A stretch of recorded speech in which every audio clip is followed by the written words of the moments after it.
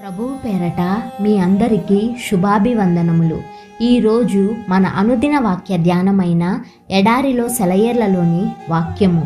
అంజూరపు చెట్టు పూయకుండినను, ద్రాక్ష చెట్టు ఫలింపకపోయినను, ఒలీవా చెట్లు కాపులేక ఉండినను, చేనిలోని పైరు పంటకు రాకపోయినను, గొర్రెలు దొడ్డిలో లేకపోయినను, సాలలో పశువులు లేకపోయినను, నేను యెహోవా యందు ఆనందించెదను.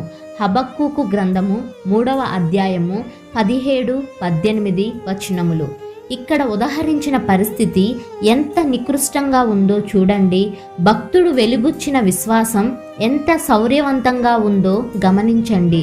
నిజంగా చూస్తే అతడేమంటున్నాడంటే, నాకు భోజనం ఎక్కడ నుండి వస్తుంది అని నేను తడుముడాలుకోవలసిన పరిస్థితి వచ్చినప్పటికీ, ఇల్లంతా గుల్లైనప్పటికీ, నా పొలమంతా బీడుభూమిగా మారినప్పటికీ, ఒకప్పుడు దేవుని సమృద్ధికరమైన దీవెన ఫలాలు పండిన చోట ఇప్పుడు దేవుడు పంపిన నాశనపు గుర్తులు కనిపించినప్పటికీ నేను యెహోవా యందు ఆనందించెదను.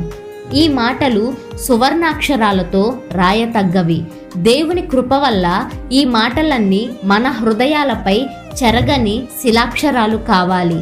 ఈ వాక్యంలో మనకు తోచే భావం ఏమిటంటే, భక్తుడు తన కష్ట సమయంలో దేవుని వద్దకు పారిపోతానంటున్నాడు. ఈ దురదృష్టకరమైన సంఘటనల మధ్య అతడు ఆత్మలో నిబ్బరంగా ఉంటాడు. ఇన్ని ఆపదలు వాటిల్లుతున్నప్పటికీ దేవునిలో ఒక పరిశుద్ధమైన ఆనందాన్ని కలిగి ఉంటాడు. ఆయన నుండి తనకేదో దక్కబోతున్నదని సంతోషంగా ఎదురు చూస్తుంటాడు. ఇది ఎంత గంభీరమైన నిశ్చయత, ఎంత కీర్తివంతమైన విశ్వాసం, ఎంత అజేయమైన ప్రేమ! వానలో పాడే కోయిల గొంతు, మృదంగ ధ్వనుల వర్షబిందువుల వింత, ఎంత శ్రావ్య సంగీతం ఇదంతా!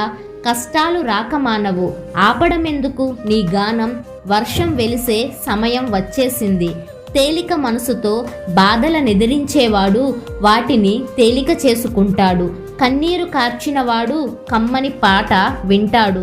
వానలో పాడే కోయిలమ్మ, అర్థమైంది నీ గీతంలోని మధురిమ, అందులోని సందేశ గరిమ. మబ్బు ముసిరినప్పుడే పాటకు సమయం.